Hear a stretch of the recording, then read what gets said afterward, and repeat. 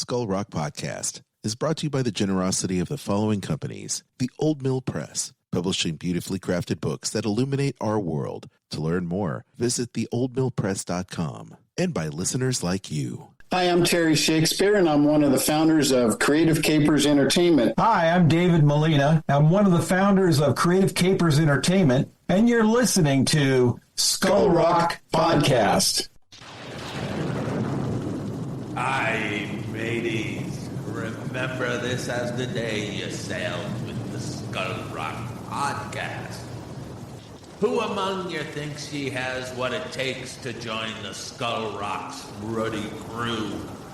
Then prepare to be put to the test and face the trials of a Skull Rock life. Proceed at your own risk, and mark well me words, mateys. Dead men tell no tale. Welcome once again to yet another edition of Skull Rock Podcast, the show about all things Disney and pop culture. Every week we take you behind the scenes of some of your favorite Disney films, theme park attractions, performances, books, and music, as well as what's streaming, what's in theaters, and what's going on in this universe of entertainment. I'm Aljon Go, musician and longtime Disney, Marvel, Star Wars, and pop culturist. And you can email me, Aljon, ALJON, at skullrockpodcast.com. And I'm Dave Bossert, artist, filmmaker, author, and welcome to the Skull Rock Podcast. If you love Disney and pop culture, please subscribe to the show wherever you get your podcasts. You can also like and follow us on Facebook, X, Instagram, LinkedIn, YouTube, and by the way, Aljon, I've joined Blue Sky. Okay. So there's another platform. There's another platform for you. And you can also email me at dave@skullrockpodcast.com. Aljon, we have a busy show. We've got Didier, Ghez, J.B. Kaufman, and Ted Thomas talking about their new book, Walt Disney and El Grupo in Latin America. This is an incredible book, and I can't wait to get to this interview. And we're dropping it now because, folks, this is the time to order this book for the holidays. If you love Disney, if you love Disney history, if you know somebody who does, this is the book you want to get this holiday season. It's fantastic, aside from my books, by the way. Of course. But Anyway, how you doing, Aljon? I'm doing good. You said this is a time, and I'm getting a Sherman Brothers flashback now, but this is the time of our lives doing this show. Of course, as you said, it's holiday season. I'm busy too, Dave. I mean, I know you're extremely busy, but I have not slept in a couple days just because of work, and now I've got an opportunity to take some days off for Thanksgiving week, so I'm going to savor that, spend some time with the fam, hang out, and get caught up on a bunch of things I wanted to watch. So yeah, I'm with you, man. It's been so busy, and I got to tell you, Aljon, I did an interview which is already dropped on the Sweet Spot podcast. Yes, with Lynn Barron. Yes. They're great folks over there.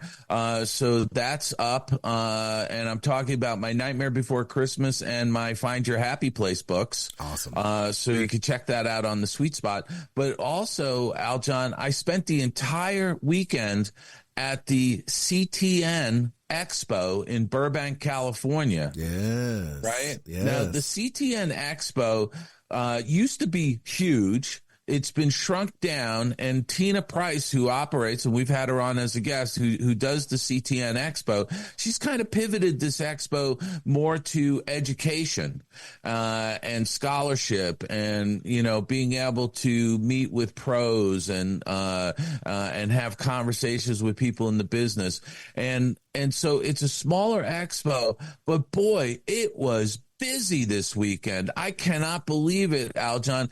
And, a lot of people dropping by to say hi. A lot of fans of our podcast were there, and we'll get to that in a second. But, it was just wonderful because it's now turning into this big like reunion of people in the animation community. I'm seeing so many people. You know, I saw a director I worked with on Ren and Stimpy. I saw, you know, tons of people that I used to work with at Disney Animation, people that work on The Simpsons, just lots of great people, friends, folks I hadn't seen in a few years were dropping by to say hi. So it's just been incredibly busy. And like you, I'm savoring a couple of days off before Thanksgiving because I'm going to crash and burn. Yeah, I can tell. You know, I'm living vicariously through your Facebook pages and your post galore. And that's great that Tina Price and the team at CTN Expo are doing bang up jobs with the programming and really bringing something of value to the art community and animation filmmaker community, because, you know, there's not a whole lot of places where you can interact with the people that are actually making those films that you in the industry that you want to become part of. You know, oftentimes Comic-Cons and stuff will have Artist Row, and they'll have artists and people that do books and stuff, and you can do signings and things. But my understanding is you can take your portfolio in to get some honest feedback from likes of yourself and other filmmakers and artists, animators, and get some pro tips on how to be better at the craft. So. Yeah, and you know something, Aljon, you know, some of these expos are so packed and they're wall-to-wall people and they're loud, and you can't really have that moment to talk with somebody for 5 minutes, you know, or 10 minutes or whatever. Nancy and I went down on Thursday evening and we saw the premiere of Aaron Blaze's short film called Snow Bear. Which was an absolutely not only a beautiful looking short, it's 11 minutes, but it really has an emotional heart to it. It's a beautiful short, and I'm mentioning it now because they're going to be rolling this out and doing sort of a road show where they're going to be taking it to certain cities. To screen it and do panel discussions and stuff like that. And I want our listeners to know, if you happen to see that Aaron Blaze is going to be someplace near where you live and you want to see Snow Bear, I highly recommend it. It's a beautiful short. And the other thing is, you know, Aaron has this online teaching academy, right? Yes, yeah. And so they decided to put together a program on a course, essentially, on how to do your own animated short, what you need to do. And in order to do that course, he actually came up with a short and did the short as part of the curriculum. Wow. Right? And so he animates the whole thing himself. He paints the whole thing himself, puts it all together himself. And by the way, I believe it was Michael Giacchino to do the score. Right? That's awesome. So, and he mixed it up at Skywalker Ranch. So, I mean, all I can say is that I felt so privileged to be able to be in the audience to see this short and to talk with Aaron. He's such a great animator. He's a past guest of the Skull Rock podcast. And so it was great seeing that. And then, you know, Friday, Saturday, and Sunday, it was just nonstop people I knew. Charlie Bonifacio, who we had on the show a few months ago, he was there. Awesome. You know, Matt O'Callahan, who's been on the show. So many different people who have been on our podcast stopped by to say hi. It was great seeing them in person. Some of them I hadn't seen in a while. Charlie I hadn't seen in person in probably years. You know, so it was really a fantastic expo from the standpoint that it was more intimate. That's the word I want to use, is more intimate, where people could come up to professionals and really some legendary people in the business. I saw Mark Henn. You know, he was another one that was there, Disney legend, Mark Henn. But you know, we had the opportunity to actually talk with people. Floyd Norman, by the way. Oh, Floyd Norman was there. I mean, it really was a who's who of the animation world, and interacting with students and people who are just starting out in the business, and it's just a wonderful atmosphere of mixing with people and talking with people, and it's not shoulder to shoulder like some of those, you know, Comic-Cons and other things. And the other interesting thing, and you may know this, I had no idea about this. I was signing some of my books, right? And Bob Weiss was there. He came Saturday and signed some, his Ghost Dog book. And in the afternoon on Saturday, Steve Anderson, the director who we had as a guest, and his new book, Disney In Between, he was signing copies of that. But I had a couple people ask, because they were buying one of my books. I said, would you like me to sign it? And they said, is there a charge for it? And I said, what? And they said, yeah, like at these horror cons and things, people charge for signatures. They do. And I said, really? Yeah. I had no idea. It became a running joke because I started saying to people, would you like me to sign it? There's no charge. So, I mean, I'm always happy to sign my books, but I had no idea people would sell a book and then charge you to sign it. Well, here's the thing. So, typically they will, sell their wares, right? They'll sell a picture to sign, or they'll sell a book and then they'll sign it. But that's the thing. You have to buy something. A lot of people will go to the Comic-Cons and bring something, and that's where it comes to, they have to pay, because ultimately some of that memorabilia gets put on eBay or whatever the case is. So they do that to kind of, protect themselves from these would-be scalper-esque people. So you put up a paywall to help keep the people from just profiting off of you signing something. I got it. I have done, I have been in situations where somebody brought like 10 different items and we knew that's what they were doing. But for the most part, if I'm signing books and somebody comes up with, some item of a movie I worked on or something and wants me to sign it, and it's a one-off, a lot of times I'm signing it to them, and I'm happy to do that. 100%. And that's I'm not a stickler about it. I mean, if somebody comes up with an armful of stuff, a dozen items, and they're going to be putting them up on eBay, I kind of shy away from that. I may sign one or two, but I tell them I can't do all of them. Well, Dave, I just sold all of your books on eBay, and I'm glad. I hope that's going to fund your Christmas season. It certainly did. No, I would never do that. I tell you though, what's really cool, before we get into this amazing interview and discussion we're going to have, I have to say Christmas came a little early, Dave, and our listeners won't be able to see this, but I actually did a replica of Jimi Hendrix's Flying V. Wow, that is incredible. So Aljon is showing me a Flying V Gibson guitar that is a replica of what Jimi Hendrix played. Yeah, so was that the guitar he played at Woodstock? That's a guitar he played, I believe, in Isle of Wight. Okay. The Woodstock guitar was a Fender, and he ended up burning that. But I always joke that he burned his Fenders, but he played his Gibsons.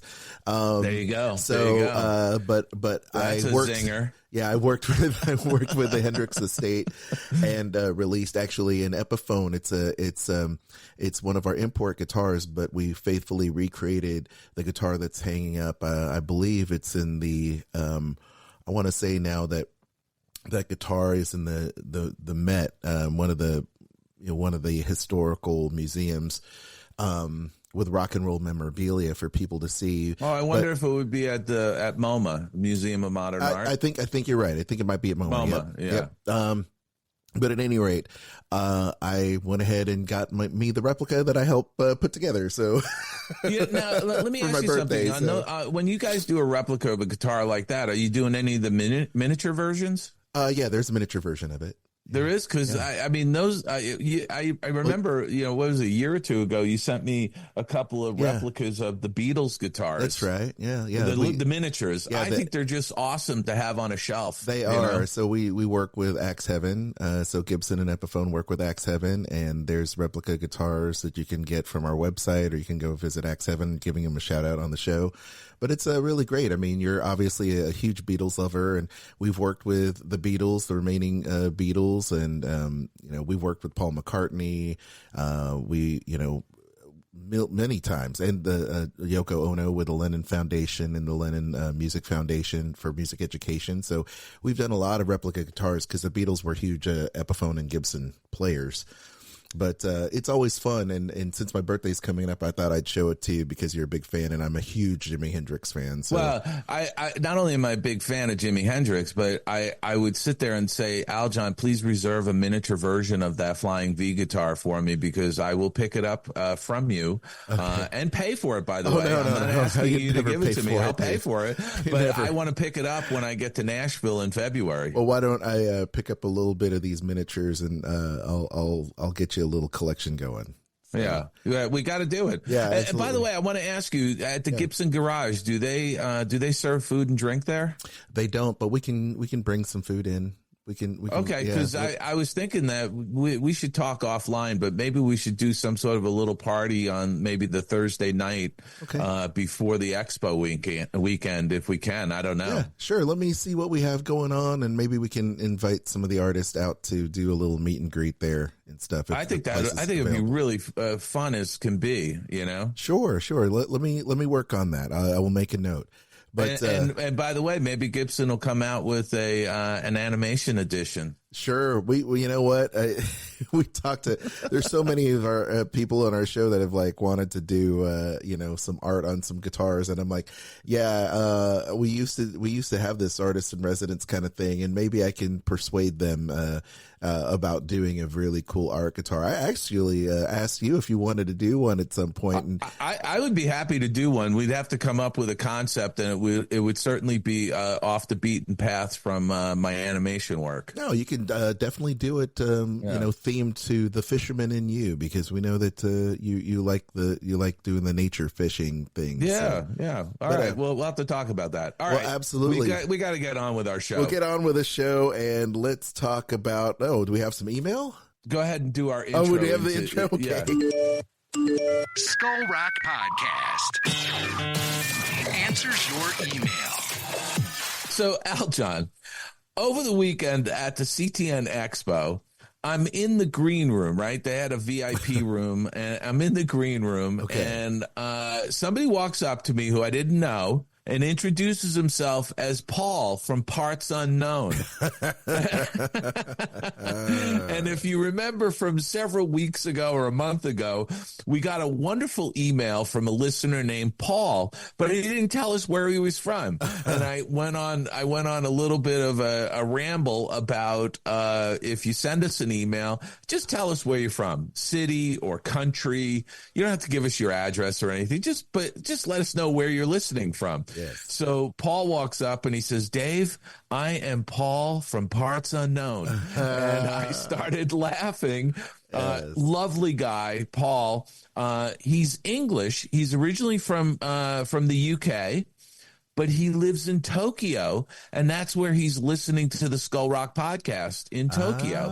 And he absolutely loves the show. So now we know it's Paul from Tokyo and not Parts Unknown. So I told him I'd give him a shout out. And I just want to say, Paul, you were incredibly nice. You dropped by a couple times, aside from first meeting you in the green room. You dropped by the table where I was signing books, and we chatted a little bit. You were really terrific. I'm so glad that you enjoyed the CTN Expo. I was so glad I had a chance to meet you, and I'm so glad that you're one of our listeners. Yes.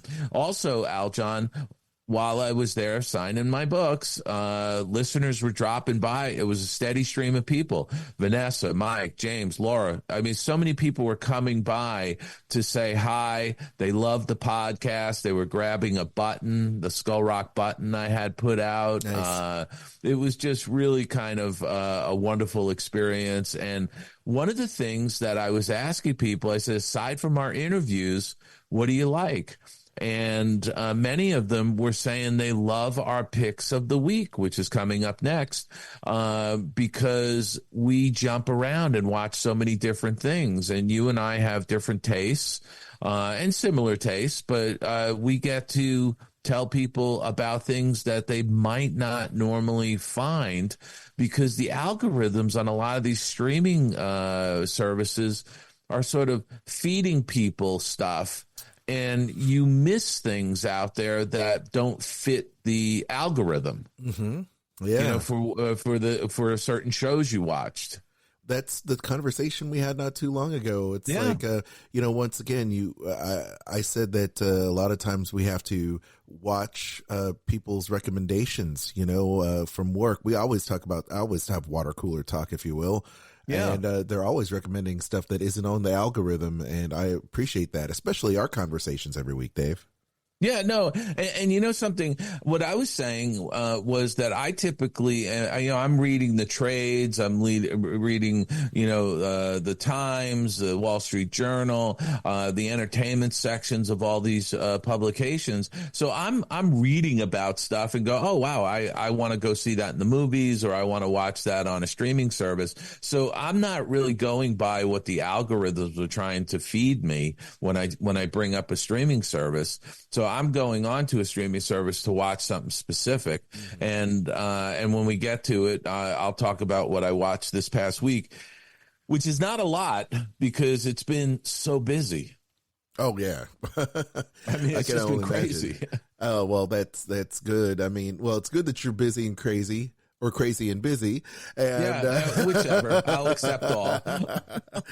But that's really great. But I love the fact that Parts Unknown Paul came up to you, and now say, hey. Even though we know he's from Tokyo, he's still going to be Paul from Parts Unknown. Of course, of course he is. That's his nickname. That's his nickname now. You got it. Well, hey gang, once again, we'd love for you to send us those emails and notes. We'd love to comment on things you have questions about, answer questions, think about stuff that you've said, or things you want us to review, in fact. But just send us those emails, or even better, leave us a voicemail. Leave us a voicemail just to wish us a happy holiday, and we'll play it on the show in an upcoming show. We would love to hear that. Absolutely. All right, Dave, now it's time for our picks of the week. It's been busy for you, Dave, but you've seen a few things you want to talk about. I have, Al John. I did go to see Conclave.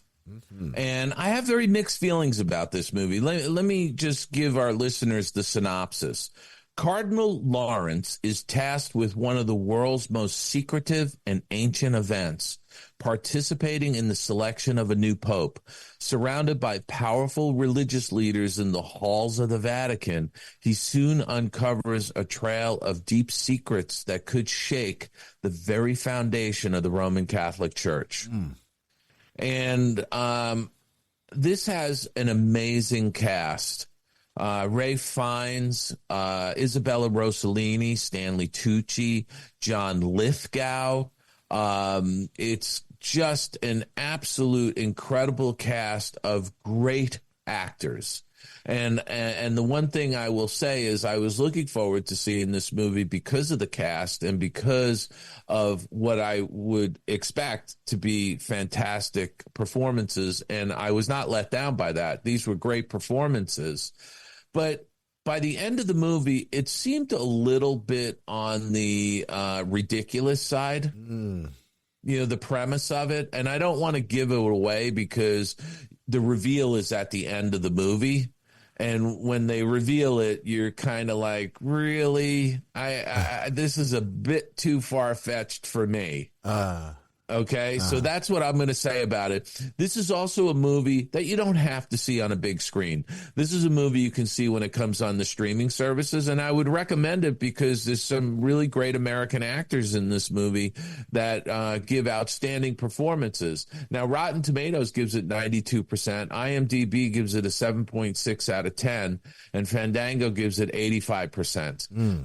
And I would say, it was a reasonably entertaining movie, and I thought it was, well made. But the very ending of the movie left it flat for me. Gotcha. Okay. Now, on the small screen, I did have a chance to watch a couple of episodes of a new series called Alex Cross. Yes. And Alex Cross is based on the Alex Cross novels by James Patterson. Okay. And this dropped on Amazon Prime, and it stars Aldous Hodge as Alex Cross. Now, Aldous Hodge was in a bunch of shows that I've watched over the years that I really like a lot. And I want to just want to mention a couple of those shows. But he was in a series not long ago. Oh gosh, where is it? I can't pull it out of the top of my head. But he was in one of the Jack Reacher movies. Jack Reacher Never Goes Back. Yes. With Tom Cruise. Right, the feature films. Yes. He was in the Green Lantern, Beware of My Power. Yes. He was also in Black Adam. He was in Leverage.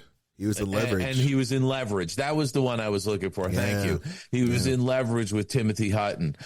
He's a really terrific actor. I really enjoy watching him. Yes. He's got a great screen presence. This is 77% on Rotten Tomatoes, 7.2% on IMDb.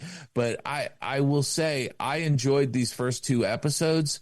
And I'm looking forward to watching more of it. So I don't want to give a full assessment of it, and I'll talk about it a little bit more in a future episode. But very well done so far. Okay, awesome. It looks like a great show. Yeah, and then again, that's on Amazon. Now, I also spent part of my week watching a lot of animated shorts on the Motion Picture Academy screening room app. Okay. Which is really members only, obviously. But I'm going to talk a little bit more about that. I watched a lot of short films that were just, tedious, tough to watch. But then I watched some really good ones.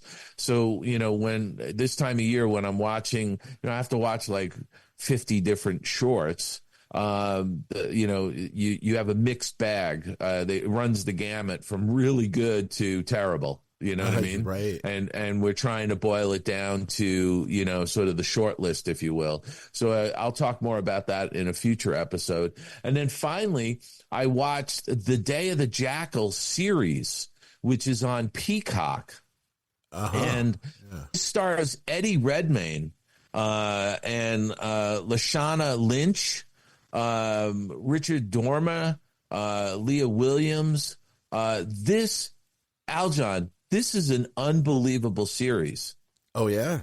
Oh, this is cinematic. This is a movie. No, this is an absolute movie. It's being shot all over Europe. Wow, okay. There's intrigue. It's, Eddie Redmayne plays an assassin dubbed the Jackal. Yes. And this is an absolutely fantastic series. Really well done. Great cast. Every episode's like watching a film. Wow. Seriously, like this that. is like being able, this is something I could watch in a movie theater. That's awesome. So I like that. The synopsis is: an elite sniper, a master of disguise, and a highly trained killer, the Jackal is an assassin coldly carrying out hits for a fee. Following an attack on a high-profile and notorious politician, he's offered his riskiest job yet, one that could pay him enough to leave this life for good. But his work has attracted the attention of Bianca, a tenacious British intelligence officer whose world-class expertise in firearms makes her the ideal candidate to hunt him down. What follows is a thrilling cat-and-mouse chase across Europe as the Jackal works to carry out his new mission while being pursued by Bianca.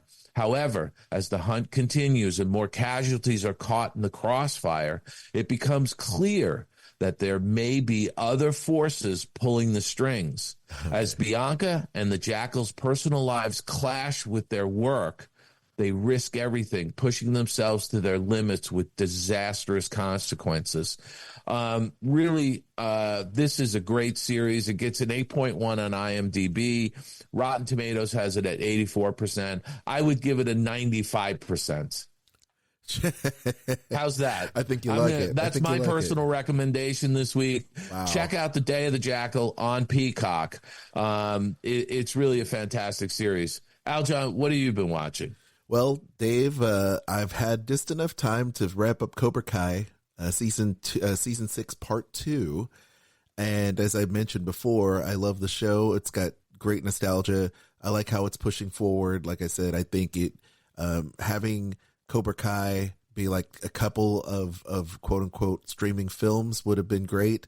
I think there's a lot of filler, but I know that there's a lot of loose ends they're trying to tie up. And I mistakenly last week said that this was the penultimate, that this was the final season, a part of the season. There's actually part 3 that's going to be coming out, I believe, after the holidays, after the new year. Right before the release of Karate Kid Legends, which, by the way, this past week, Hollywood Walk of Fame, Ralph Macchio got his star right next to Pat Morita's star. Can you imagine that? Oh, nice. Freaking great. So cool, and honored by his co-stars. But congratulations to Ralph Macchio on not only just being an amazing actor and having this longevity, but having the successful series and rebooting of the franchise, getting his Hollywood Walk of Fame star. It's just really great stuff. But Cobra Kai, I'll say this: the team of writers and directors and the entire cast really has got such a great heart to it that they're really doing great by the fans. Great fan service, but the moments of funniness is exactly what you need. You know, it's not irreverent comedy, but it's kind of like how Star Wars, the original trilogy, does comedy. It's, you know, the zingers come out of left field at just the right moments. And it brings you that bit of levity in certain, you know, kind of this high stakes teen drama, if you will. So good stuff there. I also, with the kids, Dave, as you know, I've been going back through my kid video list, and we watched Goosebumps from 2015.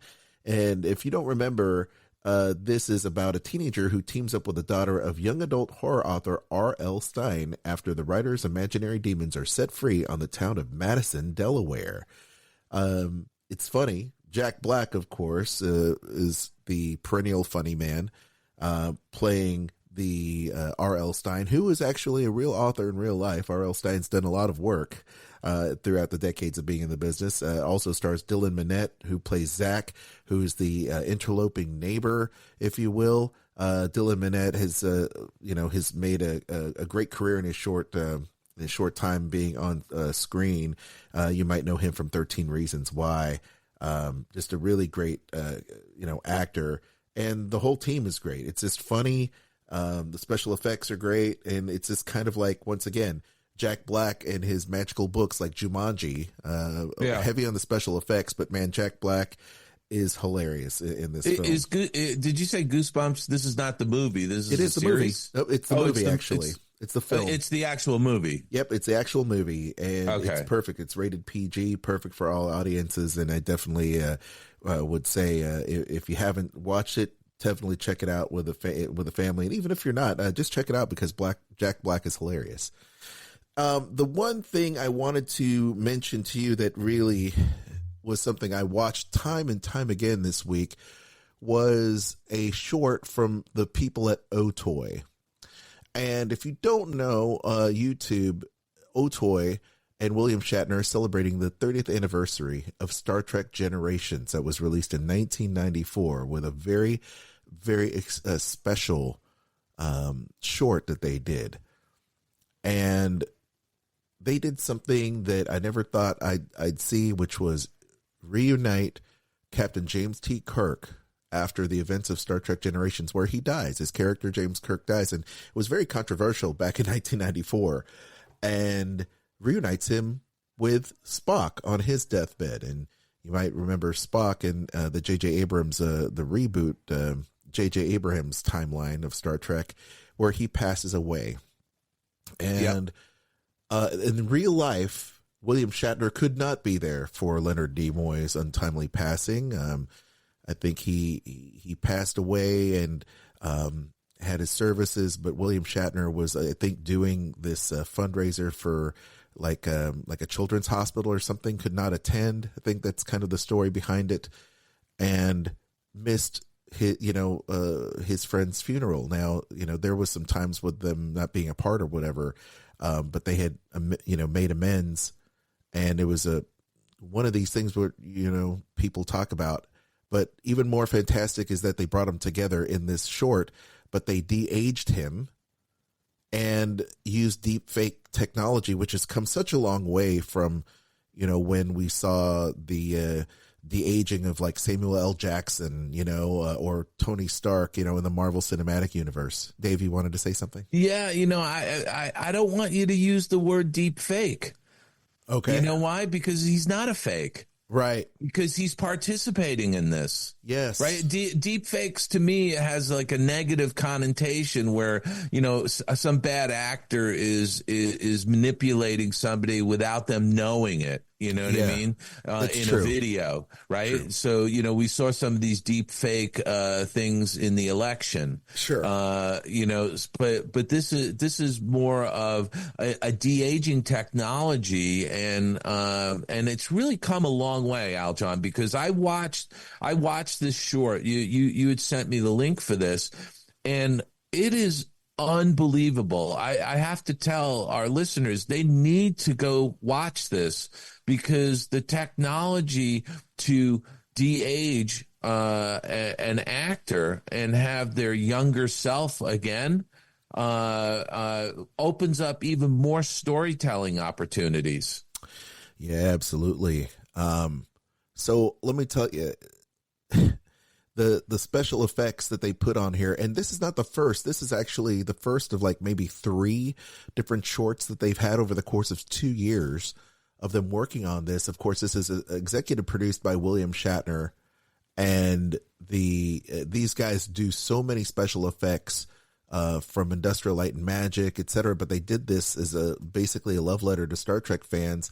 Of course, they had, stand-ins and people there working for the likes of, William Shatner's younger self, like Sam Witwer, who is known for his voice work on Star Wars, is in there. And he's a great actor and so good at what he does. But he plays the body double for Shatner during his full body scenes. Yeah. Where he faces himself in 3 different eras of Star Trek. They bring back Robin Curtis from Star Trek 3, Gary Lockwood from the original Star Trek series, who's there, and they de-age him, right? So, I mean, it's just amazing. This de-aging technology has been around for, 25 plus years. It's been developing because, Aljon, I remember in the late 90s, early 2000s when Disney had what was called the Secret Lab, which was a visual effects house that they had purchased. They were developing software that I think at the time was dubbed Gemini. That was allowing them to de-age people and map one person's face onto another person's body, those kinds of things. And it has come so far in the last 24, 25 years. It's absolutely amazing.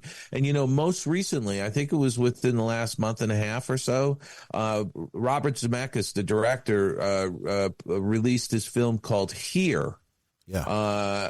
That stars Tom Hanks and Robin Wright. And they used a lot of that technology in the movie because, again, it's allowing for more storytelling to happen. I mean, that movie kind of came and went from the theaters, but it was allowing them to show a young Tom Hanks and Robin Wright and age them through the decades living in this particular house. Yeah, generational storytelling. Yeah, right? Exactly. So I would encourage people to see this short you were talking about. Yeah, it's called 76584 Unification.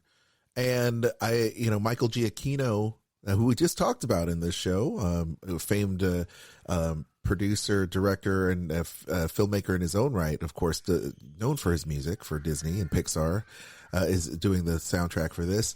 And this, by the way, has been used under license. It's a copyright written by Paramount. And it just tells me that, not only they have so many Star Trek people working in this love letter, but I consider this canon, Dave. I go so far as to say this is canon. In my head, it is. I want to believe it. And it's so darn good. It'll bring a tear to your eye if you're a Trekkie, a long-time Trekkie like myself. So please go out of your way. I'll put a link in our show notes, but it's absolutely amazing. Unification there, Otoy, O-T-O-Y. Seek it out on YouTube, and you'll be glad you did. Awesome. Well, what have you guys been checking out? Please let us know. Email us, and we'll check it out in a future episode and review it. Oh, bitch. Oop. Keep on doing that. Skull Rock Podcast. This week in Disney and pop culture. All right, Dave, not only do we have the weekend box office returns, but we have some giants in the industry, of course, passing away this week. But let's get on with it. We've got the latest weekend. Red won $32.1 million, followed by Venom, holding strong at 7.3. The best Christmas pageant ever that you gave high remarks at 5.3 million. Heretic at 5. Wild Robot hanging in there as well at 4.2 over the weekend. Dave, it looks like the box office is getting ready for getting Wicked as it eyes a $117 million opening, and Gladiator 2 heads for $60 million. I don't know, Dave. I mean, I understand Wicked is going to be a powerhouse for a holiday film, I imagine, especially with Ariana Grande in one of the starring roles. But I don't know if Gladiator 2 is the sequel I've been waiting for. It's kind of like the sequel that nobody wanted, right? I mean, maybe, but you know, it's heading for. I think it's going to hit the numbers they were expecting for the weekend. Okay, and I think that this may be. We'll know obviously by Monday, but I think this is going to be a $200 million box office weekend. I think it will be pretty good. And, you know, we know that Thanksgiving weekend is going to be big for the box office. That's when we know that the big numbers are going to be thrown up there. And as you said, Dave, you're going to go see Moana. Moana 2 is opening, I believe, on Wednesday, right before Thanksgiving, and that's tracking right now for a good $125 million opening. I hope it does it. I really do. But, you know, you got Wicked, you got Gladiator 2, you got Moana 2, and I will tell our listeners, if you can, go see the greatest Christmas pageant ever. That is just a heartwarming holiday movie. Right. It's fantastic. It really is. Absolutely. Check that out. Looking forward to that, Dave. We'll see all those films slug it out for the holidays. I tell you what, the thing that kind of broke my heart this week, a couple things broke my heart, but this one is in particular, you know, Jim Henson's final work before he passes, his untimely passing, was Muppet Vision 3D. And Muppet Vision 3D, unfortunately, looks like it's going to be moving out of its building. Now, they're making room for what will become Monsters, Inc. World, which is part of the courtyard there at Disney's Hollywood Studios. But it really breaks a lot of people's hearts that Muppet Vision is moving out. It opened up May 16th of 1991. It was the first kind of deal with Jim Henson's company right before his untimely passing. And, you know, in a note, Henson Company had mentioned Jim Henson's final project was Muppet Vision 3D, now regarded as a true theme park classic. His innovation was always his North Star. Trailblazing career led him to a unique challenge of a truly immersive Muppet experience where audiences were part of the happy chaos of the iconic Muppet Show. We look forward to Muppet Vision 3D's next act. Now, it looks like they're going to be maybe incorporating some of the Muppets into another attraction, Dave, which also breaks my heart because it looks like they're replacing Aerosmith in the Rock and Roller Coaster with the Muppets. And, I think they should have replaced Aerosmith with Green Day. Oh, we mentioned that. Upcoming episode, we'll talk about that. But yeah, I mean, it looks like things are moving and shaking in the parks, and it looks like maybe they're going to incorporate the Muppets in a great way with the Rock and Roller Coaster, which makes sense with the Electric Mayhem Band and everything. I hope they still keep my guitars in the studio, because that's where Gibson Guitars is living right now in the park. Is our old licensing agreement there with Disney right there. So look, here's the thing I'll say about this, and I think I've mentioned this in the past. You know, Walt Disney, when he built Disneyland, he always envisioned it as an ever-evolving theme park, right? Mm-hmm. Things were going to be put in, they'd be taken out, new things would come in. It was never going to be finished, right? Mm-hmm. And I think that aside from certain very iconic attractions like Pirates of the Caribbean, Small World, you know, those kinds of the Haunted Mansion, those kinds of attractions are always going to be at the park, but other attractions are going to run their life cycle. You know, and I think that Disney, in order to keep audiences coming back, and they have to refresh some things, and they have to add new stuff, and it's just a fact of life. And I think that there are fans out there who get all upset and pissed off that something's being closed, but the bottom line is that when the foot traffic starts to drop off, you know, after people have seen it 100 times and they bypass it to see something new, you know, the foot traffic drops off. I wrote about this in my Claude Coates book because, you know, the question was posed to Claude Coates years ago, and Tony Baxter, the great Tony Baxter, who was a protege of Claude Coates and was mentored by Claude Coates, asked Claude about this, and the bottom line was that, you know, sometimes things run their course and you need to refresh, you need to take it out and put something new in. And that's what's always going to be happening at the park system. So although I'm sad to see this go, I hope they can reconstitute it in a way that fans can see it some way.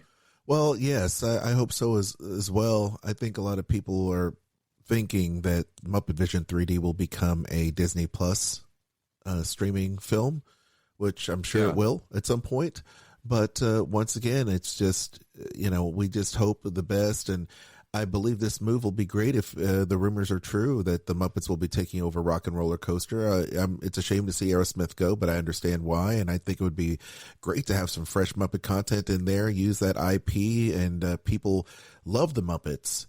And I think they're going to, you know, they're basically hoping that the Muppets will have another great act, you know, with the cancellation of Electric Mayhem and the Muppets show. Hopefully they'll put something back on the map. And I think Muppet Shorts and this Muppet attraction and the Rock and Roller Coaster be a great way for them. And maybe bring some of that and stuff you know along. something, Aljon, I don't think the Walt Disney Company has ever been able to wrap their arms around the Muppets properly. It just has always felt that way. It's been fits and starts. I think they don't know what to do with it.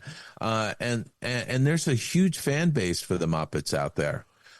You know, I was disappointed that they only did one season of the Electric Mayhem Band.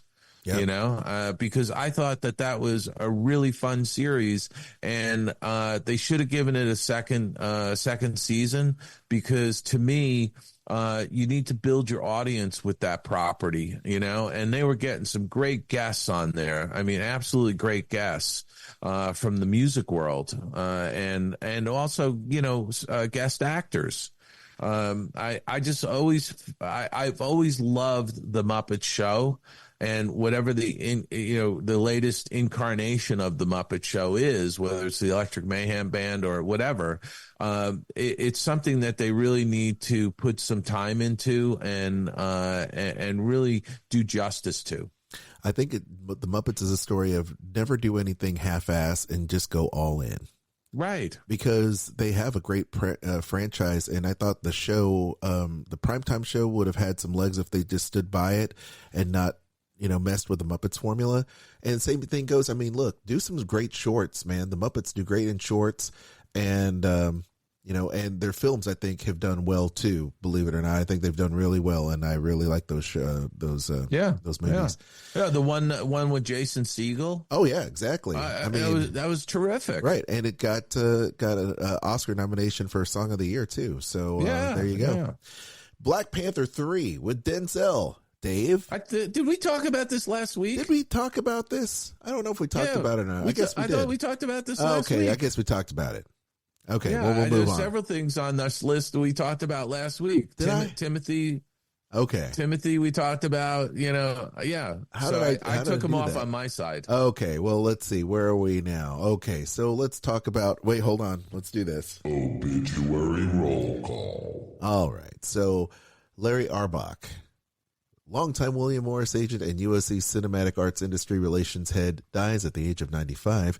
He was known as the man with the golden Rolodex. The agent who got his work in the WMA mailroom booked Elvis Presley's first performance and worked with Aretha Franklin, Sam Cooke, and Sammy Davis Jr. Wow, this guy was super well connected, being at William Morris for 47 years, Dave. What a career. I know, this is one of the behind the scenes guys that knew everybody. And like they said, had a golden Rolodex. So he could just go to his Rolodex, if people know what the Rolodex is, but his contacts list, and he could just call anybody and get anything going. He helped guide the careers of Alan Alda, B. Arthur. He worked with Aaron Spelling and helped create and package The Cosby Show. I mean, this guy, he knew the who's who of the entertainment industry. And I think it was worth giving him a shout out because he just really had an incredible career. Absolutely. A couple others popped on my radar just now, Dave. Colin Chilvers, the special effects veteran, Oscar recipient for Superman, dies at the age of 79. Among his other credits are Marvel's X-Men, Harrison Ford's Key-19, The Widowmaker, and Vin Diesel's The Pacifier, and Michael Jackson's Smooth Criminal video. This is a special effects guy. He's made his name in the business. I mean, just another great of the industry behind the scenes that we're wanting to shine a light on. And Dave, this one right here is a big one for a lot of people. Chuck Woolery, the host of Wheel of Fortune and Love Connection, dies at the age of 83. He's Chuck Woolery was a mainstay of game shows and was a real personality. He was the original host of Wheel of Fortune before Pat Sajak had his run. Yes. And, did a lot of classic game shows. You could see him on the Game Show Network with reruns of those shows. Yes, I mean, he's been there, and I love his specials that he does with the game show bloopers that he hosts on Game Show Network. A lot of people will remember him from those different game shows. As I said, Love Connection was my first introduction to him back in the 80s. We'll be back in 2 and 2, as he usually will say. But he just is a whip smart personality, and the fans just loved him being on Love Connection because it was basically the 80s version of the dating game. Just a great show. And passes away at the age of 83. His friend and podcast host Mark Young told TMZ that Woolery died Saturday at his home in Texas. No other details are immediately available. So rest in peace, Chuck Woolery, for adding to the fabric of our lives. I know that, my folks and even me, we watched Chuck Woolery a tremendous amount growing up, and he will be missed. Absolutely. But he leaves behind I think, an incredible body of work. Absolutely. Check it out on the Game Show Network.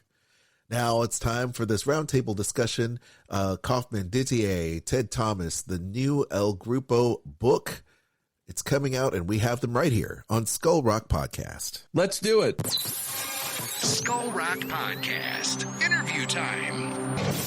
Well, Aljon, we've got some really great guests today. We've got 3 authors. I can't remember the last time we've had more than one guest. We've got 3. We've got Ted Thomas, we've got J.B. Kaufman, and we've got Didier Ghez. And they're the authors of this new book, Walt Disney and El Grupo in Latin America. And I have to say, first and foremost, guys, welcome to the Skull Rock Podcast.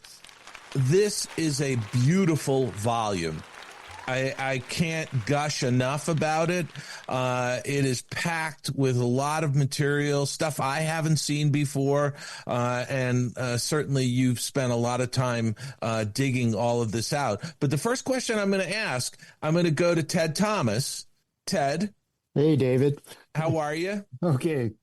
So let me ask you, why do this book now? And I'm going to get an answer from all 3 of you, but why do this book now? There was a beautiful documentary on Walt Disney and the El Grupo, trip to South America. Why do this book now? Well, believe it or not, there's some things you can do between 2 covers that you can't do in a film, right? And even though I'm first and foremost a filmmaker, a film is always ruled by the clock, by time. And the great thing about a book is that you can flip forward, you can flip back. It's very immersive that way. And the guys will back me up on this. When I finished the film, I had a ton of photographs that some had been in the film, a lot had not. JB had a whole pile of research that he had put into his projects, and a lot of it was left over. And then Didier got a bunch of new material from some of the descendants of people who had been on the trip. And it just made sense to pool all of that together and take a fresh look at this fascinating trip. Yeah, and I kind of figured that would be the answer, because the documentary's terrific. And this really expands on that. And I want to go to JB and say, JB, because you've written about the South American films and you've done a lot of research. What was your thought on the genesis of doing this book? Well, again, as Ted has mentioned, we each had previous projects. We each had previous encounters with the subject of Disney in Latin America. And as a result, we all had pretty extensive research files. And especially during the pandemic, when it was difficult or impossible to get into the archives, this made perfect sense as a project that we could do using our existing resources if we just pooled them all together. So that had a lot to do with getting this project started.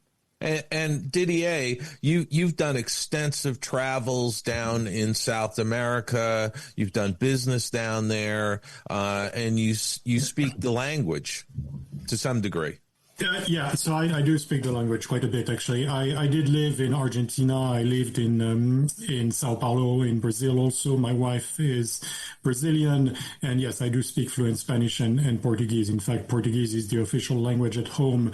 So obviously the whole project was very close to my heart. But to answer your question, there were at least two layers to why I wanted to do this with Ted and JB.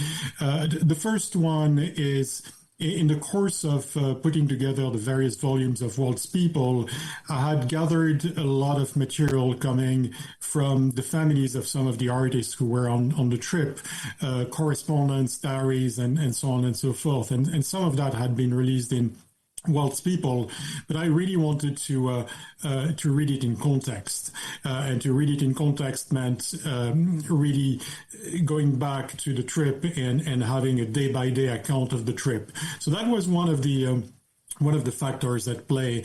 The other factor is that at one point, around 2019, 2020, I started working on the research for a book I was going to write, which I will actually write with a new monograph, which I'm going to write with Jim Holyfield. And that monograph is about the making of Darby O'Gill and the Little People. Now, what does that have to do with the trip to Latin America? Well, took the question right out of my mouth. Well, so at the beginning of that process of Darby O'Gill and the Little People, there is a trip to Ireland in 1946 that Walt undertook. And on that trip was a person called Larry Landsberg. And Larry Landsberg happened to have been also part of the group that went to Latin America. So I contacted at the time the family of Larry Landsberg to find out if they had any photos from the trip to Ireland in 1946. And his son at the time said, yeah, actually, I do have quite a few photos, which in itself was absolutely amazing because at that point, no one had ever seen any photos from that trip. So he said, I'm going to send those to you. I'm actually going to send you the originals. And I'm like, what?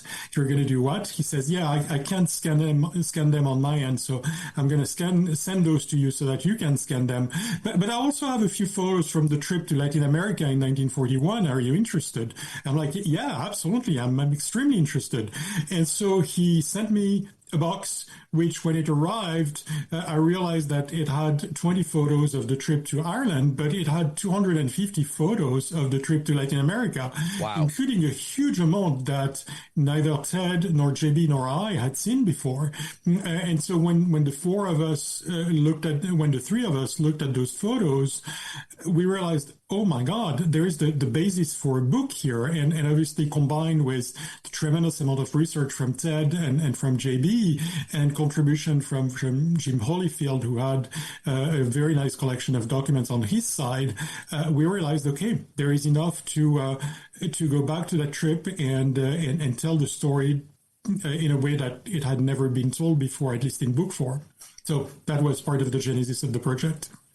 Which seems like a natural evolution. And Ted, to your point, making a film, you can't put everything in because you could have a 6-hour documentary, and who's going to watch that, right? So you have to be somewhat judicious in what you're putting in to tell the story that you want to tell on film. So this book is actually, to me, a companion to your documentary. And just further, if somebody hasn't seen the El Grupo documentary, they could watch that, and after watching it, have this book to sort of dive deeper into it and see some of these amazing photographs. Now, the question I'm going to ask, and I'll start with JB first, is, were all of the photos you had left over from your various projects, are they in this book, or do you still have leftover material? I would say there is still a good deal of material left over, because you're absolutely right about making a film. And as you know, Dave, it's the same way with writing a book. You want to have, as the author, you want to have all of the information and all of the material. But in advance, you can't put all of it in the book. So that means that you have a selection to choose from. So, yeah, I think there are still some leftovers. Yeah. And Didier, you have leftover material? Yeah, without a doubt. Especially when it comes to photographs, there is quite a bit that's left over. And in fact, even when it comes to actual research and information, we could have added more information. And I say that really knowing that for a fact, because I have a really good friend in Brazil who helped us quite a bit, a person called Selby Pegoraro, a historian there. And he actually wrote a book which hasn't yet been published, which is specifically about the part of the trip that takes place in Brazil. And that book in itself is longer than our book about the full trip. So wow. There's a lot of information that could have been included. We had to select, we had to edit. It's very complete, but we still had to select and to edit. And Ted, I would say the same with you. You probably had photos left over as well, huh? Absolutely. And in each of these settings, you can't use everything that was shot. For example, like on the rooftop of the Alvear Palace hotel in Buenos Aires, where there's this wonderful dance demonstration that was done. There must be over 75 photos that were taken in that setting. And of course, at the most, we can use, 7, 8, so a tenth of those. Right. And, the way we began this is that JB had the summary itinerary that John Rose had put together. And I said, well, why don't I do a day by day? So I put together a day by day outline where I married photographs to the day by day itinerary. And for the first time, we had the two synced up together. And then what we did, this Didier's help was really important here. And we went through and did an editorial pass, so that in every context we said, well, on this day, we're only going to consider this number of pictures, and on and on. And then when we got down to layout, it became a matter of, what plays the best, what supports the narrative the best. Yeah. And by the way, Dave, we need to mention the layout for a few seconds, because you're interviewing 3 of the authors, but to an extent, for this monograph, there were 4 authors. And the 4th one is the art director, Steve Reeser, who did just an astounding job with this monograph. He took it and he started asking a lot of questions when he was moving to layout. And after having asked those questions, he said, well, you know what it really needs are maps for people to understand a lot better what happened. And so he started creating those maps from scratch. And he also realized that one of the goals of the monograph was to take people with El Grupo to Latin America, to take the reader really, to get the reader to travel to Latin America for those 2.5 months with Walt and El Grupo. And so in order to do that, he started collecting artifacts from the time period, like luggage tags and postcards and so on and so forth. And he included those also in the monograph, and it even more than what we had initially. And believe me, I was going to get to the layout and design of the book because I know Steve and as well as you guys, and he's done a fantastic job on these monographs. He really has. He's gone over the top in putting this together, and this is a beautiful, beautiful volume. I do want our listeners to know, Ted, your father, Frank Thomas, was on this trip. And hence the reason why you did the original documentary. And so can you just talk a little bit about that for our listeners, just so they're grounded a bit? Well, I grew up hearing stories from the South American trip, as he would call it. And, but I never had an idea about making a film about it until many, many years later, almost towards the end of his life, when I was approached by Diane Disney Miller, Walt's daughter. And she said, let's make a film about this trip that our parents made, And I said, well, the parents aren't around anymore. My father's the only surviving member, and he's not really in shape to do a terrific interview on camera anymore. And she said, well, think about how you would go about doing it. So that's when I came up with the idea of why don't I make it being told by the descendants.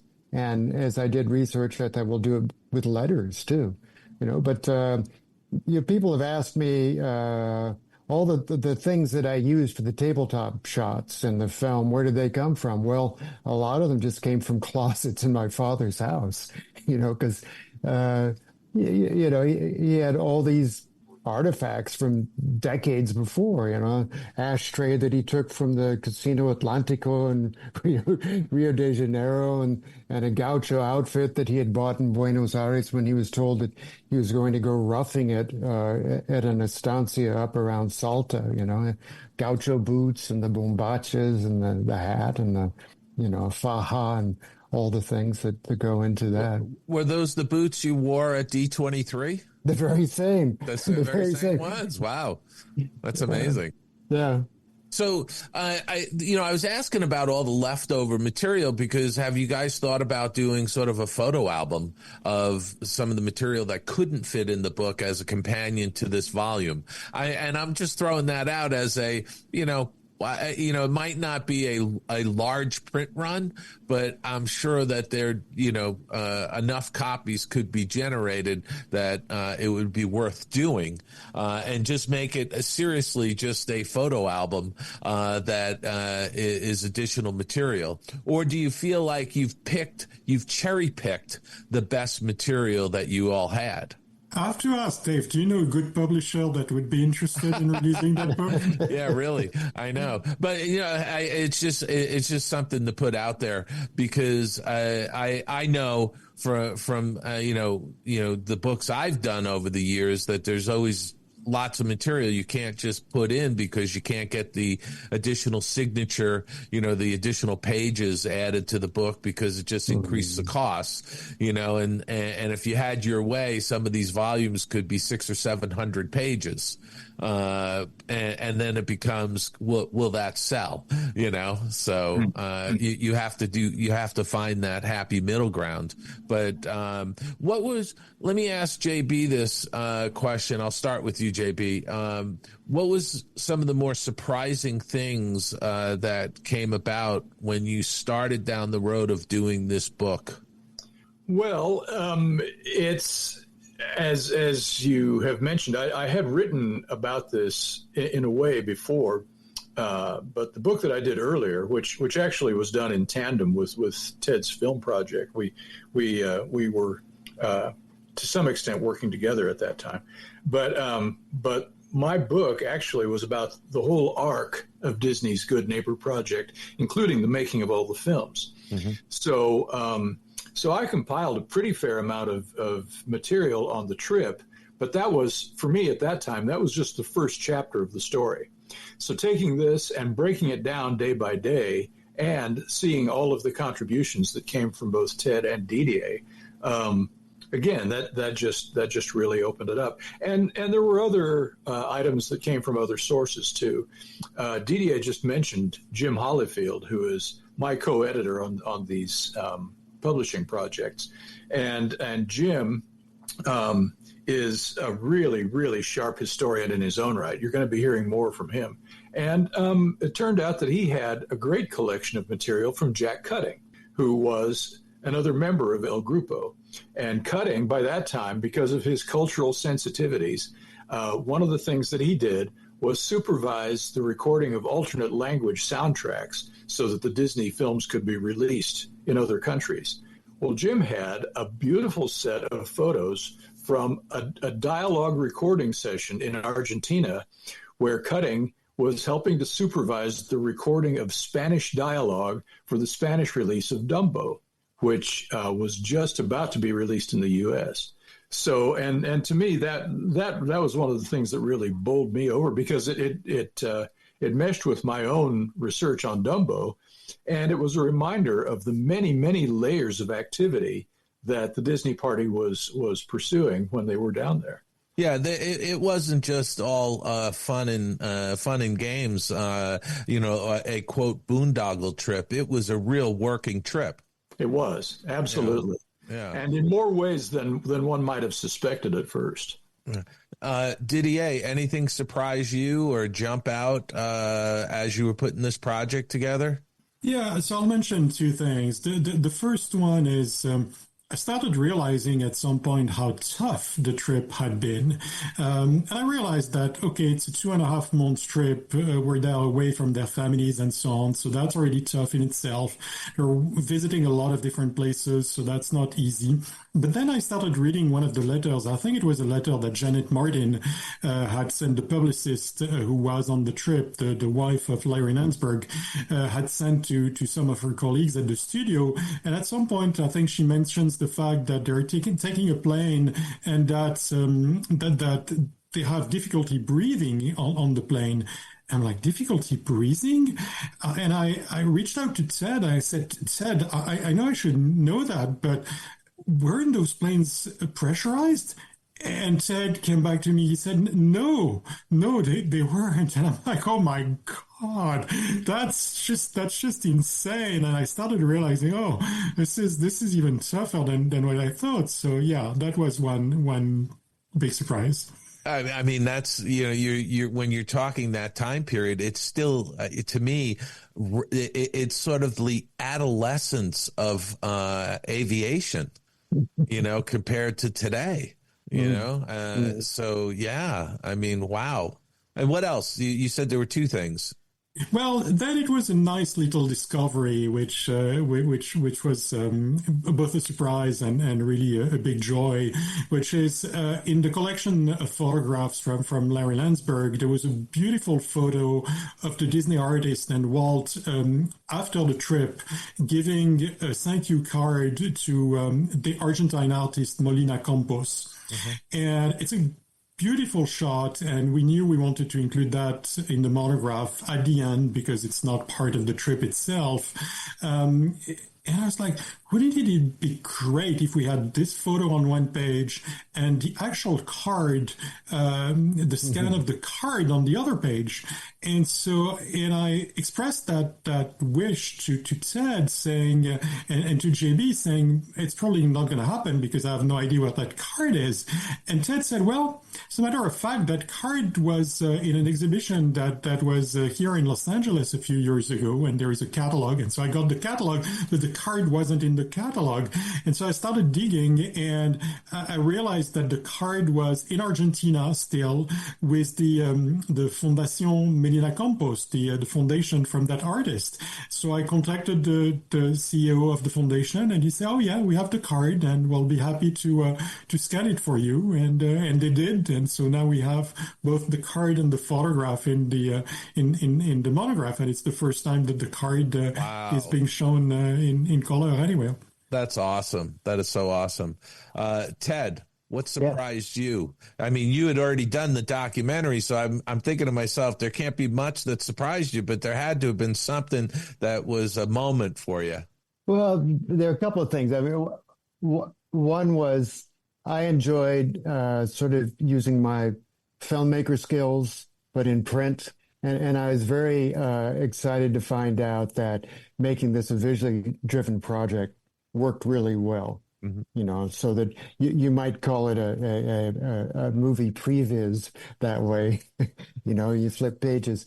But one of the other things is that in the course of this, we were able to unsnarl a couple of, and this is getting very geeky now, but when I had been in these countries and was filming, there were a couple of episodes that just didn't make sense to me. Like, how could they have taken place when the calendar said they took place? And through the course of doing the book, we realized, actually the written record had a glitch in it, and it happened differently. Those aha moments were really great, a lot of fun. And then the other thing, Dave, is I got to say, not to be somber about this, but it's really something to be reminded that this trip really was against the background of war. Yes, a war was going on, and I get amazed every time I work with the material at sort of the genius of when you've got war clouds on the horizon. What do? Send a bunch of artists in. Call out the artists. It was brilliant, because this was actually created so much goodwill. Sure. So much understanding between and that was the point of it. I mean, the coordinator office, JB, you know the name of it. I can't pull it out of my head at the moment. Yeah, the coordinator of Inter-American Affairs. Yes. I mean, their whole being was to make sure that there was no Axis influence in South and Central America during the war. So certainly, there was a lot of effort put into doing these films and helping out these countries, especially at that time. A lot of them were very poor places. But JB, before I get to JB, I just want to ask Ted one other question. Did you see any photos of your father that you had never seen before? You see, I have to pause and think. What I did see that surprised me a little bit, that there are a couple of photographs of when he and Larry Landsberg and Jim Bodrero went, just the three of them, up to this estancia up in Salta. And they were so far out in the bush, I guess you'd call it the camp. They were so far out on the camp that there weren't even roads to get there, and there were some photographs of the three of them in gaucho gear that I had seen a long time ago in Frank stuff. But here it popped up as one of the photographs that Larry Landsberg's son had sent to Didier. And Didier says, look at this great discovery. That's great. What do you hope people are going to get out of this book when they get it? And I'll start with Didier, and we'll go around. Well, again, I mentioned how close to my heart, obviously, Latin America is, and I hope that people are going to get a couple of things from this monograph. The first one is obviously realize all of the cultural influences on the actual movies, and understand how rich the whole experience was and how it contributed to make those movies as great as they are. The other thing is really giving people a sense of how intense the whole trip was and how many layers they were in it. Both the diplomatic aspect with meetings with heads of states and all of that, the artistic aspect and work aspect with like the sketching, intense sketching during the trip, and then the fun aspect, the going to the beach and the fact of seeing like cultural events and all of that, which allowed them to relax during the trip. So I think those aspects are really the ones that I hope that people will take out of that and getting a much clearer sense of what happened, when, where, and how. Let me go on to JB and just finish this train of thought of what you want to see people get out of this book as well. Well, my whole thing is film history, and the reason that one of the reasons that I love to delve into that is that I think classic films, like any kind of art, mean more to the viewer or the consumer if you know something about them, if you have some idea of how they came to be. And that's invariably the case with classic films.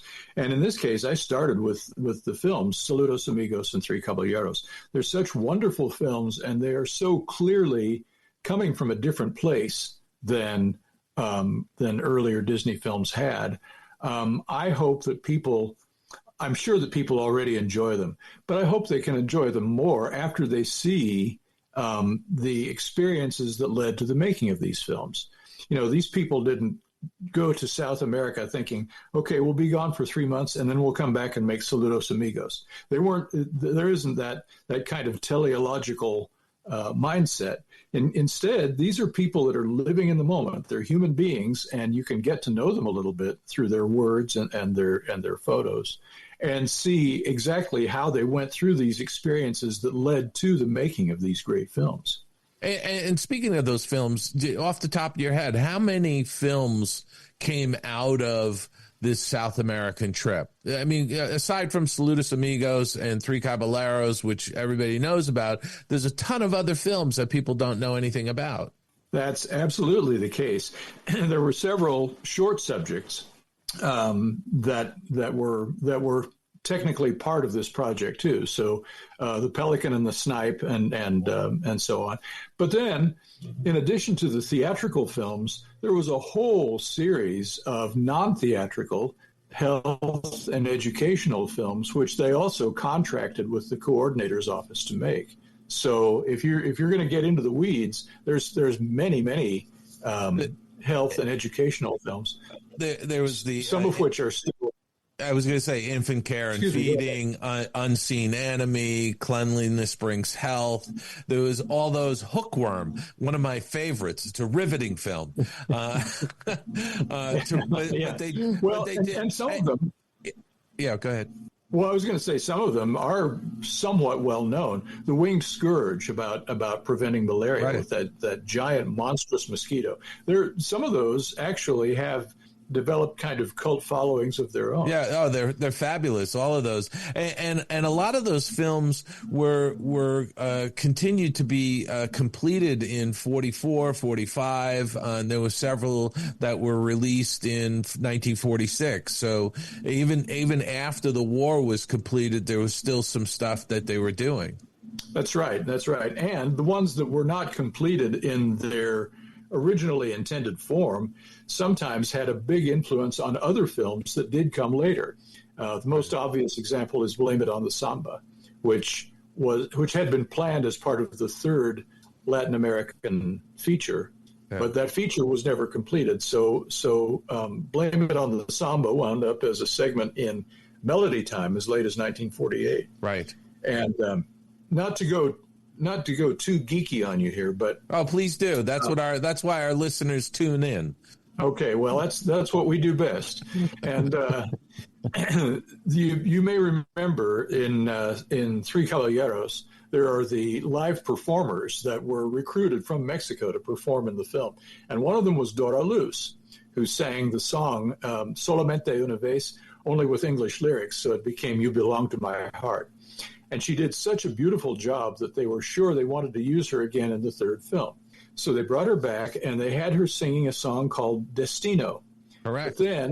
But then the Latin American feature collapsed, and all that was left of that segment was 2 recordings of Dora singing this song.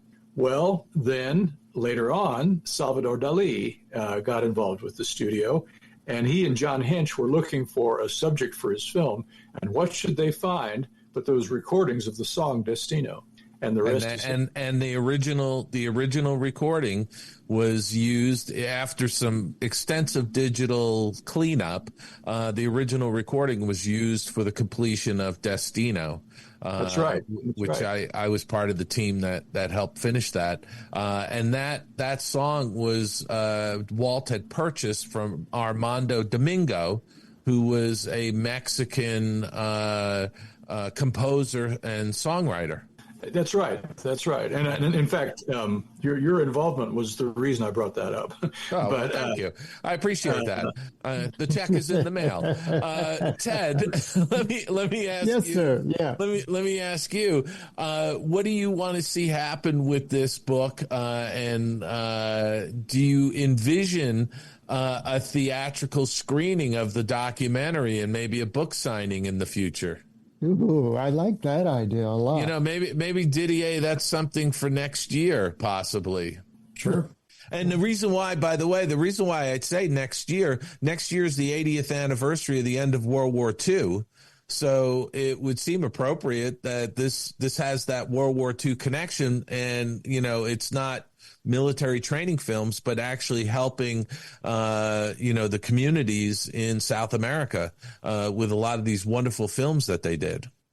Well, you know, one of the interesting things that I've been doing in the past few years is showing the director's cut of Walt and El Grupo in Latin America.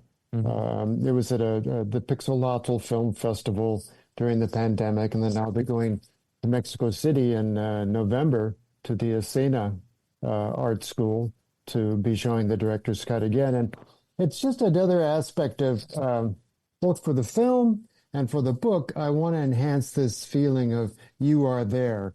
And if people came away and said, boy, that book is the ultimate triptych for how to take my, follow in the footsteps of El Grupo, that would make me really happy. Yeah.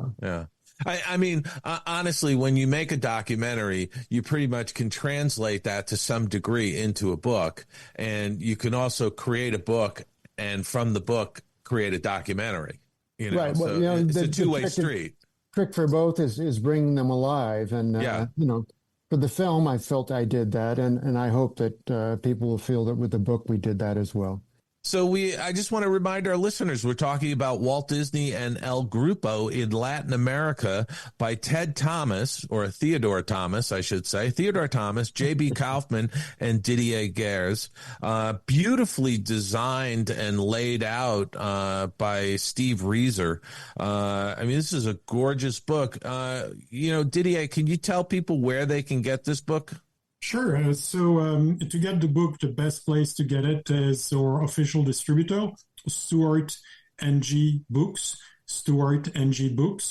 And then if you want to get news about future releases from the Hyperion Historical Alliance Press, go to the Facebook group Hyperion Historical Alliance Press, and you'll get news about what our different authors are doing, and you'll have all of the information about past and future releases.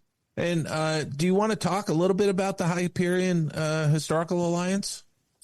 Sure. So the Hyperion Historical Alliance is an organization, a nonprofit organization that was started 15 years ago with two goals in mind. One, to preserve in digital form documents related to Disney that are not currently preserved by the Disney archives. So especially the collections that the family of the artist have kept, or that Disney historians, their interviews that they have conducted, and so on and so forth, and make sure that all of that is digitized and scanned to make sure that it doesn't disappear in the future and it remains available for future Disney historians. So that's one thing that we do, and it's a group of vetted Disney historians who are working on that.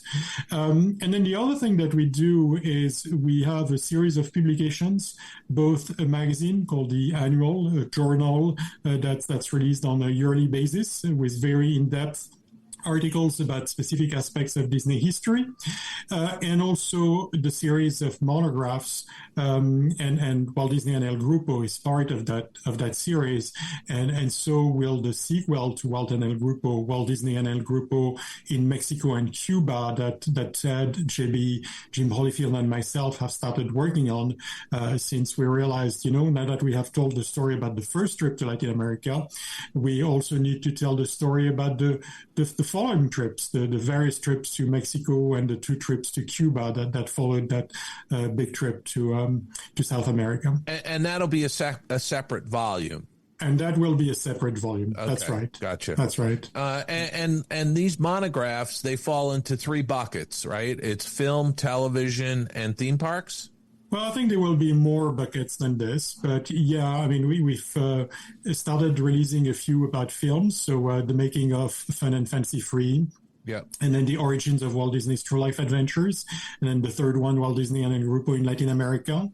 There'll be a few about Disney characters. So the next one in the series is about Mickey Mouse and Christmas in the 1930s. And there will be one about Mickey Mouse on stage and on radio in the 1930s. There will be a series about the early days of Walt Disney Imagineering by former Imagineer Tom Morris, and that's going to be a series in 4 parts. And there will be some about the live-action features. So one about the making of Swiss Family Robinson, one about the making of Darby O'Gill and the Little People, to which I alluded to earlier in this conversation. Great. That's fantastic. And Ted, JB, and Didier, are you going to collaborate on any other books? You're going to collaborate on the additional Mexico trip, right? That's right. Ted, the Mexico and Cuba trip. That's right. Ted, your dad went on that trip? No. By that time he was in uniform, so. Oh, so okay. He wasn't even at the studio at that time. Yeah. He was over at Termite Terrace. Actually, it was they called it Fumpu, Fort Roach. Fort Roach, that was it. Fort Roach. Well, guys, I have to say this is a fantastic volume. I can't gush enough about it because it's so packed with photographs. I mean, so much material that hasn't really been seen before, and I commend all three of you for pooling your resources to put this volume together, and certainly to Steve Reeser for his really impeccable design and layout of the book. It's absolutely beautiful.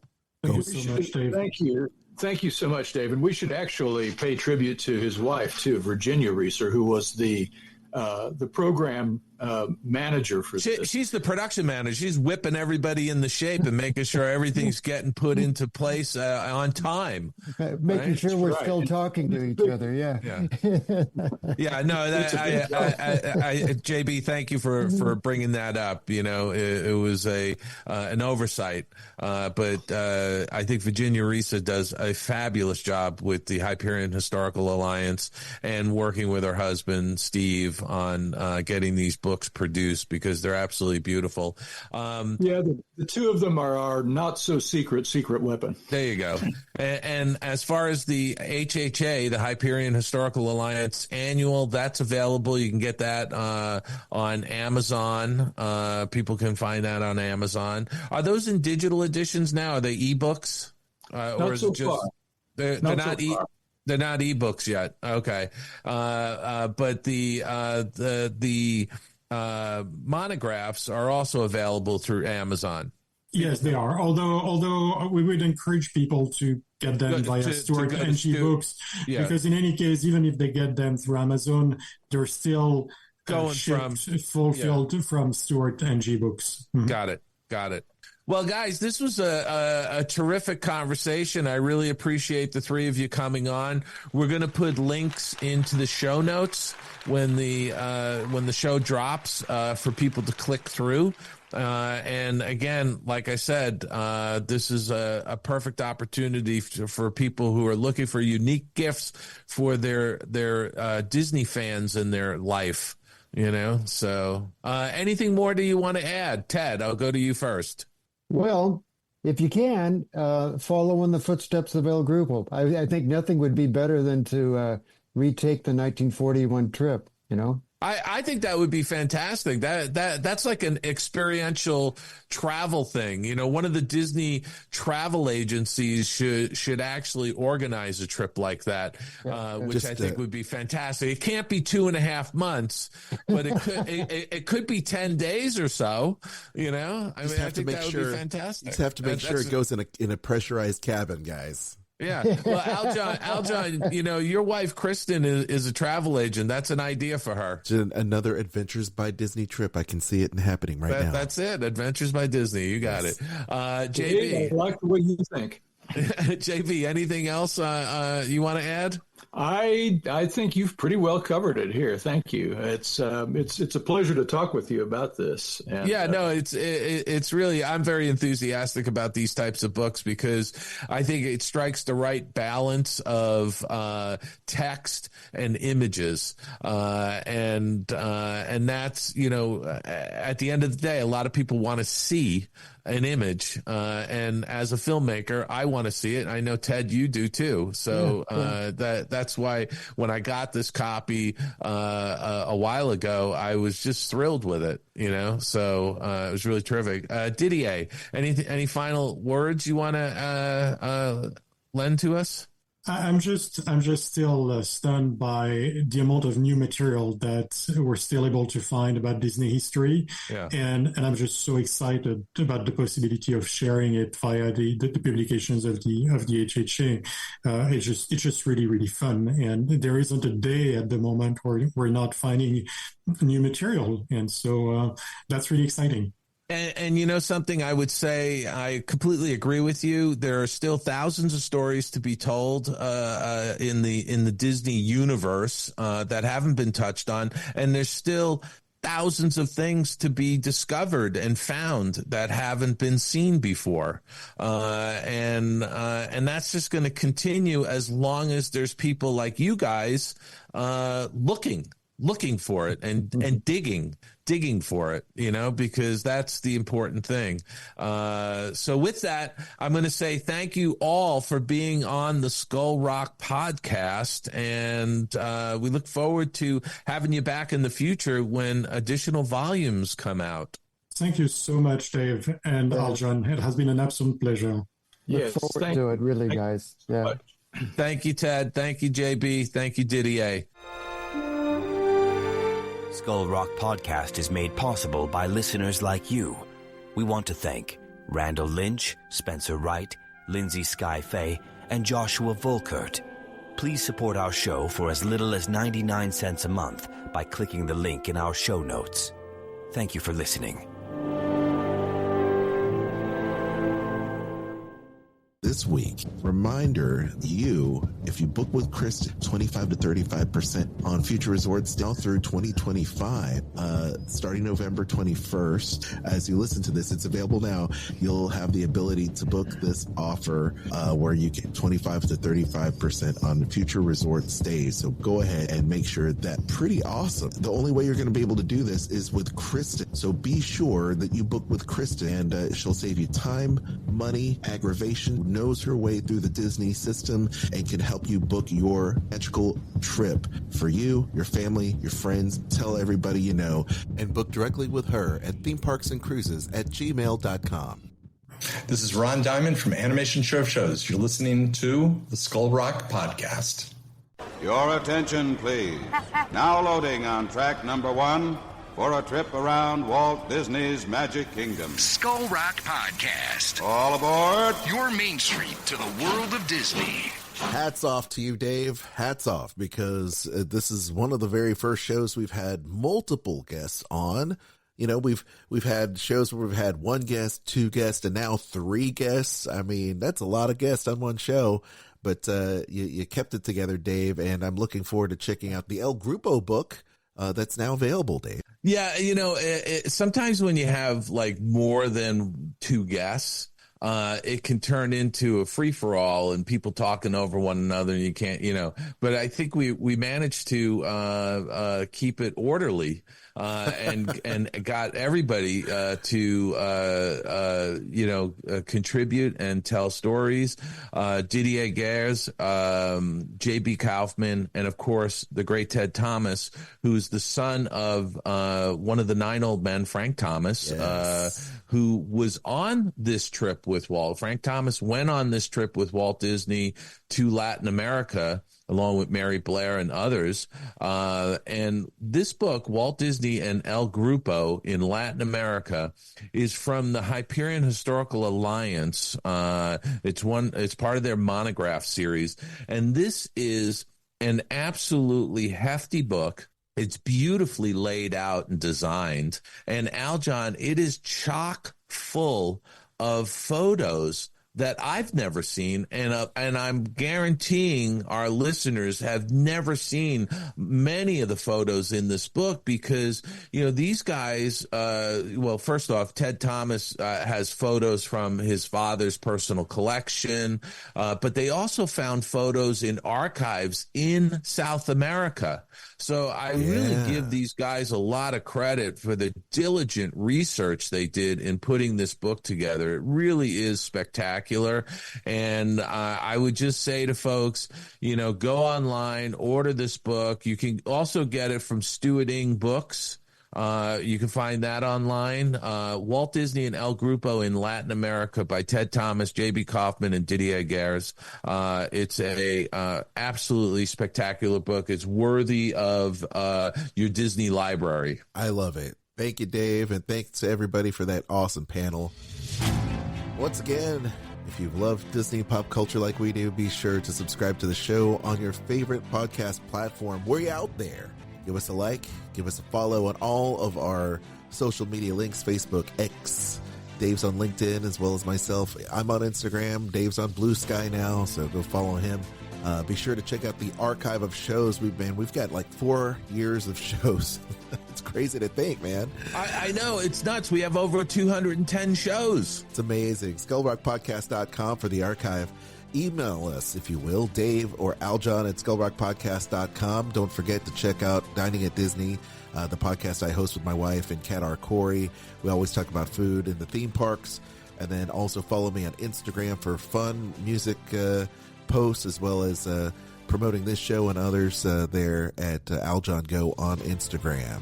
Dave. Well, Aljon, I'm going to mention this until February. Yeah. We're going to be February 21st to the February 23rd at the Animation Y'all Expo in Nashville, Tennessee.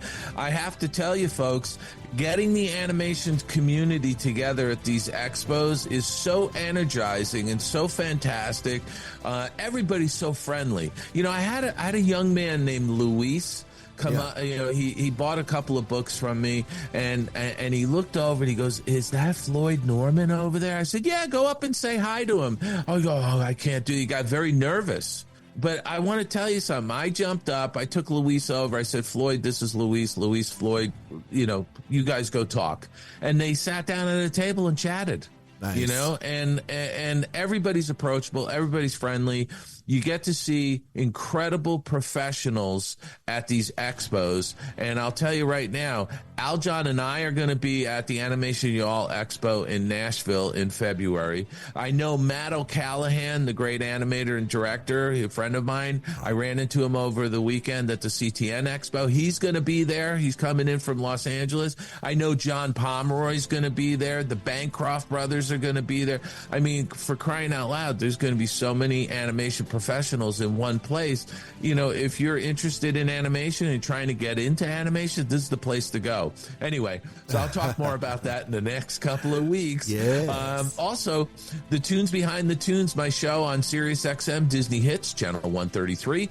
We're featuring How Far I'll Go from the original Moana in honor of Moana 2 opening this Wednesday. Love it. In theaters. So go check that out.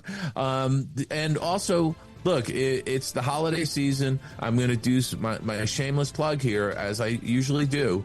If you're doing your holiday shopping and you want to get an author-signed copy of a book, not just mine, there's other authors with the Old Mill Press, and they've got signed copies of their books. Go to theoldmillpress.com. You can get a signed copy. I would say order early because some of these books are running out, and the shipping is free. It's free shipping, for crying out loud. So order those. They're having a sale for the holiday shopping season, so you can save some money on some of those books. Go to theoldmillpress.com. They've got my latest book, Find Your Happy Place, the 8-Step Guide to Boosting Your Creativity Through a Personal Retreat. Please check that out. You can see some really good reviews, by the way, on Amazon for that book. And, of course, you can always go to davidbossert.com. There's a lot of free content and whatnot. And with that, Aljon, I'm going to tell you, you go have a very happy Thanksgiving. I want our listeners, even if you don't live in the United States, even if you live someplace where you don't really celebrate Thanksgiving, on Thursday, go have a turkey sandwich someplace. Do it. Celebrate Thanksgiving with us here at the Skull Rock Podcast.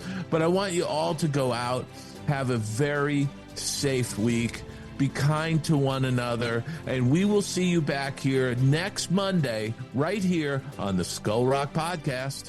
And we have to make sure that we mention Mickey Mouse turned 82 years old this past week. No, he turned 96. 96. What am I talking 96, 82. What are you talking 82, about? 96. What am I saying? 96. He's outlived Chuck Woolery. Oh, my God. Oh, no. Happy birthday, Mickey Mouse. There you go. All right, Dave. Take Thanks, care, buddy. everybody. Bye-bye. Bye-bye.